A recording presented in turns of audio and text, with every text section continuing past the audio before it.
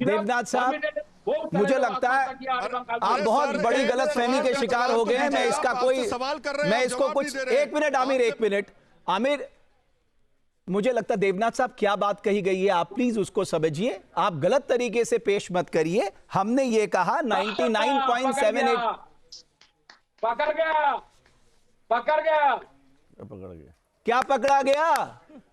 पकड़ा गया।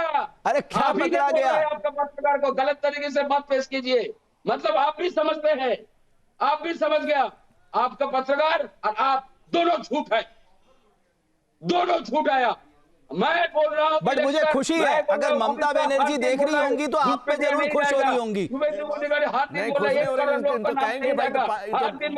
बादल कोई बात नहीं, घबराए हुए पूरा टीएमसी, ये बादल को देख करके, बिना मौसम का बरसते हुए बादल को देख करके आप समझ सकते हैं कि बादल देवनाथ इतना बरस रहे हैं। क्या बात है जिसको छुपाना चाह रहे हैं? एक चीज बड़ी क्लैरिटी के साथ मैं रहना चाहता हूं, देवनाथ साहब जो भी पर्सपेक्टिव पेश करें, मैं अपने गेस्ट को जरूर बताना चाहता हूं।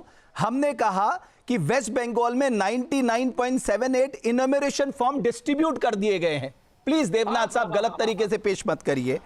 और 78.42% डिजिटाइज किए गए हैं, यह मैंने आंकड़ा रखा। देवनाथ साहब पहले अपना कान चेक कराइए। अब हो गया, आप कान चेक कराइए अपना। जमा हो गया? अरे जमा नहीं हुआ, डिजिटाइज।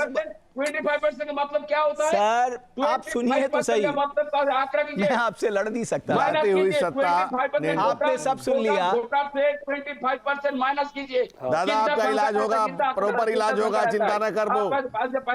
डोरबो ना दादा, डोरबो ना। हर दिन क्यों बोल रहा है 1 करोड़ नाम, 2 करोड़ नाम, खेला ना हो बे, नहीं रहेगा। और अमित शाह जी हर दिन क्यों बोल रहे हैं यहाँ पर?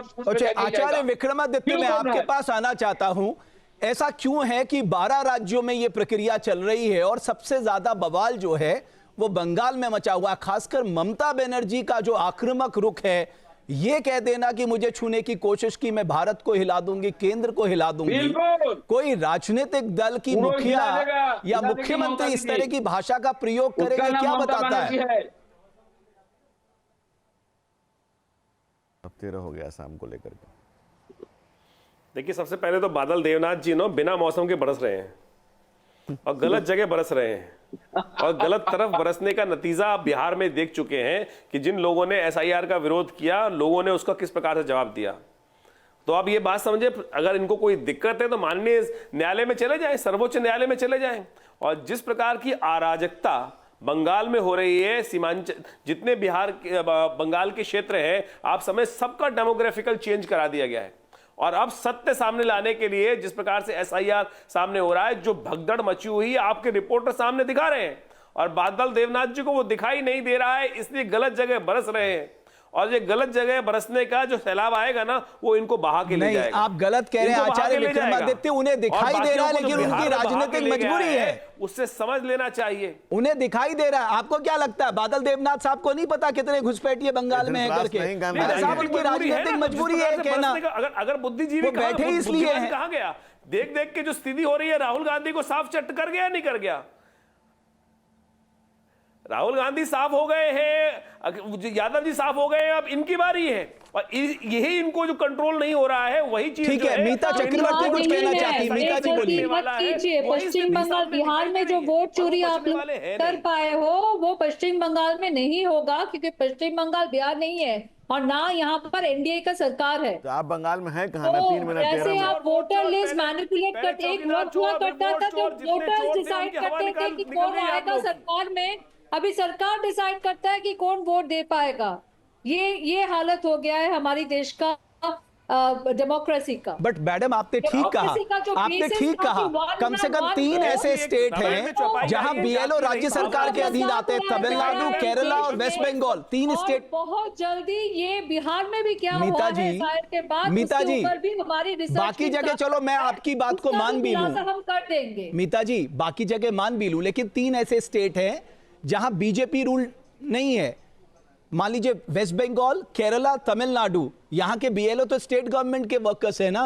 अगर कहीं गड़बड़ी होगी आप लोगों को पता लग जाएगा, फिर आपके बूथ लेवल एजेंट भी हैं साथ में। जहां भी गड़बड़ी होगी और पारदर्शिता की कमी दिखेगी, वहां तो आप हैं। ईसीआई को क्या पता नहीं था कि मई 2026 में वेस्ट बंगाल में असेंबली स्टेट इलेक्शन होना है? तो नवंबर तक किस बात की इंतजार कर रहे थे? अभी फरवरी फर्स्ट वीक में वो वोटर लिस्ट बाहर करेंगे। एक 7.7 करोड़ का वोटर का डेंसली पॉपुलेटेड स्टेट है West Bengal with 294 assembly constituencies. तो आप फरवरी फर्स्ट वीक में वोटर लिस्ट रिलीज करेंगे और मार्च में इलेक्शन डिक्लेयर करेंगे। एक महीना काफी होगा क्या हमारी बूथ लेवल एजेंट्स को ये वैलिडेट करने में कि फाइनल वोटर लिस्ट में कितने फेक ब्राजीलियन मॉडल की पिक्चर वाले, कितने फेक डुप्लीकेट एंट्रीज है और कितने वैलिड वोटर्स उसमें नहीं है? ये डॉक्टर धनंजय गिरी, एक बात जो बार बार उठती है, ये जो डुप्लीकेट वोटर्स बार बार आ रहे हैं, आप कह रहे हैं हमने डुप्लीकेट वोटर्स हटाए, उसके बाद हम देख रहे हैं जैसा कि नेता प्रतिपक्ष ने कहा, आज तो एआई का जमाना है साहब। आपके पास ऐसे टूल्स होते हैं जो जितने भी डुप्लीकेट वोटर्स हैं वो 1 मिनट में हट जाएंगे, उसका प्रयोग क्यों नहीं होता? फिर तो अगर डुप्लीकेट वोटर्स है फिर क्या फायदा एसआईआर का? ठीक है डॉक्टर धनंजय गिरी, हमें मैनुअल वोटर लिस्ट दिया जाता है जो मैनुअली हमें वैलिडेट करना पड़ता है। इतना कम वक्त में हम लोग मैनुअली वैलिडेट कर पाएंगे 1 महीने के अंदर? हम लोग एसआईआर का विरोध खिलाफत नहीं कर रहे, हम लोग बोल रहे हैं कि पॉलिटिकली मोटिवेटेड एसआईआर नहीं होना चाहिए, एसआईआर को टाइमलाइन को एक्सटेंड करना चाहिए। क्यों ईसीआई इंतजार करता रहा नवंबर 2025 तक? एसआईआर क्या अचीव करने की कोशिश कर रहे हैं इलेक्शन कमीशन?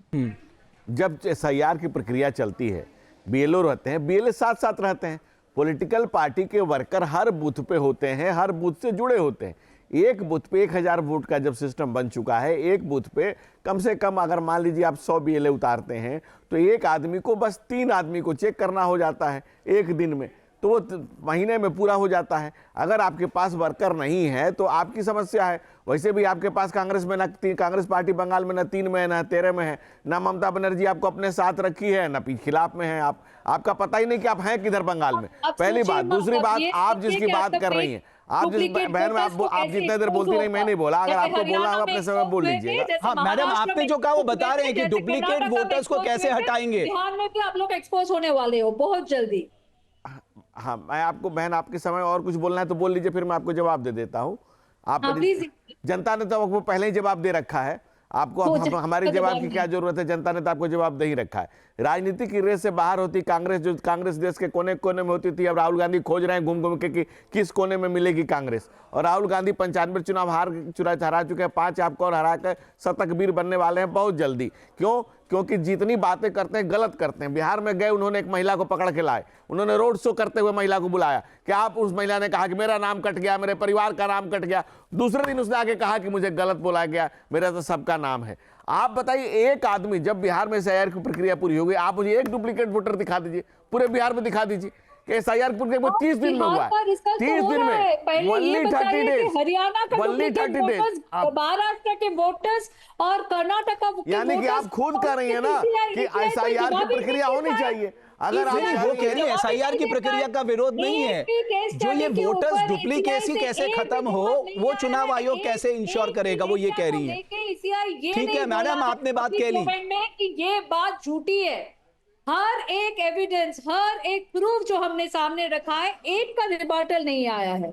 और ये लीडर ऑफ ऑपोजिशन बोल रहा है, सुप्रीम कोर्ट ने आपको लगातार बुलाया है, आप एक सुप्रीम कोर्ट में सबूत लेकर नहीं जा पाए हैं, यहाँ तक एफिडेविट करने के लिए कहा, आप एफिडेविट तक नहीं कर पाए हैं। आपकी जानकारी होनी चाहिए। ये अजीब सा बात है, जब अनुराग ठाकुर बोलते हैं कि वोटर लिस्ट में फेक वोटर्स हैं, हम अनुराग ठाकुर जी एफिडेविट का डिक्लेरेशन नहीं मानता, पर अगर राहुल गांधी सुप्रीम कोर्ट से आप डांट खा चुके हैं, 15 बार राहुल गांधी कोर्ट में जाके माफी मांग चुके हैं, माफी वीर बन चुके हैं। आपको पता है कि राहुल गांधी जी ने जो ब्राजीलियन मॉडल में आप कर 8 लोग उसमें सामने आके बता चुके हैं कि मेरा नाम है, मैंने जाकर के बोल दिया। आपका सारा मामला चाहिए जो ईसीआई आज के दिन इंडिया में नहीं कर रहा है। नेता है, न नेतृत्व है, न नीयत है, आपके पास कुछ क्षमता है कुछ करने की। आपके 3 में है, न 13 में है। आपके पास अगर राहुल गांधी जैसा नेतृत्व रहा तो महात्मा गांधी का सपना साकार हो जाएगा। कांग्रेस का बादल, डॉक्टर गिरी तरफ चला जाएगा। देख रहे हैं कि ईसीआई कैसे कॉम्प्रोमाइज। मैडम चक्रवर्ती, डॉक्टर गिरी एक सेकेंड, मैं देवनाथ साहब से एक सवाल पूछना चाहता हूं और बहुत डायरेक्ट सवाल पूछना चाहता हूं। देवनाथ साहब, आप तो इतने अनुभवी व्यक्ति हैं, आपकी अच्छी खासी उम्र भी हो गई है, आपके हिसाब से कितने घुसपैठिए होंगे बंगाल में? मैं आपका आकलन पूछ रहा हूं। राहुल गांधी से छोटे हैं कि बड़े, बस इतना बताइएगा।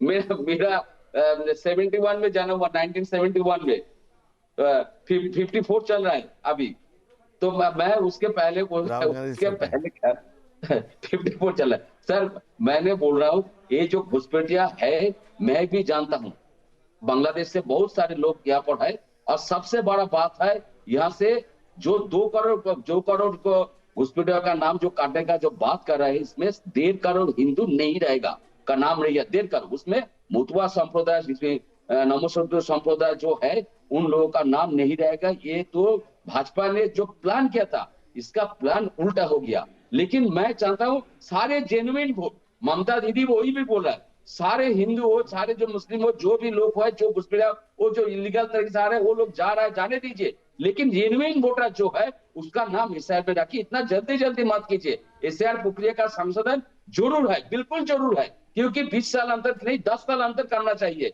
बहुत सारे लोग मर जाते हैं, बहुत सारे का नाम रहते हैं, बहुत सारे लोगों का ट्रांसफर हो जाता है, यहाँ पर रहते हैं, उदाहरण रहते हैं, क्रिया में रहते हैं, कहीं पर दूसरे जगह में नौकरी में चला जाता है, नाम रहता है। ऐसे प्रक्रिया, शुद्धिकरण प्रक्रिया होना चाहिए। ठीक है, आप भी मान रहे हैं ना एसआईआर होना चाहिए करके? इतना ठीक है, एक आखिरी सवाल में आचार्य विक्रमादित्य से पूछना चाहता हूं। आचार्य विक्रमादित्य, ये सारी लड़ाई उन वोटर्स के लिए है, अगर एसआईआर में पकड़े गए तो बहुत एक्सपोज होने का डर लग रहा है?